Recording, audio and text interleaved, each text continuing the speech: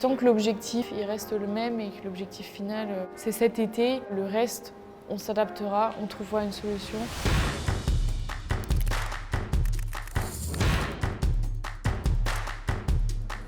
On se retrouve aujourd'hui pour parler de cette préparation finale avant l'échéance de cet été. Depuis quand, pour toi, tu rentres en préparation et tu le prépares? C'est une préparation qui dure plusieurs années. C'est vrai qu'il reste un peu moins de 100 jours. On voit l'objectif, alors qu'avant c'est beaucoup plus lointain. Tout se concrétise, c'est beaucoup plus facile.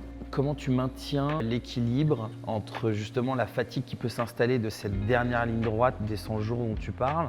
Comment tu maintiens ça? Ça fait plusieurs années qu'on travaille pour cet objectif, donc on sait plus ou moins le niveau de travail dont j'ai besoin. Donc il faut être beaucoup dans l'adaptation et dans la réaction. Voilà, s'il y a des signes de fatigue ou de blessure, il faut être très réactif. Comment tu peux gérer un imprévu en fait? On ne peut pas se préparer pour toutes les éventualités. Par contre, ce qu'on peut faire, c'est être prêt à recevoir n'importe quel imprévu et voilà, savoir s'adapter. Et tant que l'objectif il reste le même et que l'objectif final c'est cet été, le reste on s'adaptera, on trouvera une solution. Et du coup, dans cette dernière phase finale, quelle place joue ton entourage, ta famille? Ils sont beaucoup là pour me rassurer, pour m'encourager, me détendre aussi, me faire décompresser quand il faut. Et je pense que l'entourage aussi a un rôle très important dans la réussite d'un athlète. C'est un peu le membre supplémentaire de tout ton staff que tu nous as énuméré dans une vidéo précédente. C'est vrai, en fait, j'aurais dû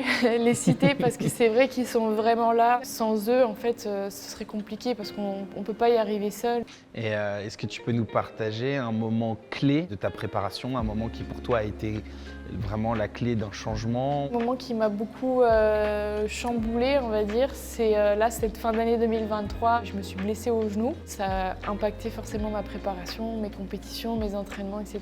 J'ai fait beaucoup de travail mental dessus, du coup, et un travail aussi avec un psy. Je pense que ça peut être une force aussi de ce qui m'est arrivé en cette fin d'année. J'ai remis beaucoup de choses en question et j'ai l'impression que maintenant les choses sont vraiment chacune à leur place et je suis beaucoup plus sereine maintenant et beaucoup plus apaisée. Ok, bah, bravo en tout cas pour ta résilience et de pouvoir rebondir aussi vite après un événement comme celui-ci.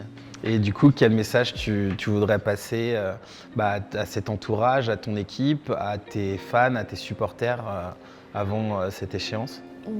Tout simplement un énorme merci pour tout le soutien que je reçois, pour tout l'amour, toute la bienveillance, parce que c'est important pour moi et en tout cas ça joue beaucoup dans ma sérénité et dans la manière d'aborder cette grande échéance. En tout cas, on croit en toi. Merci beaucoup. Merci Marie.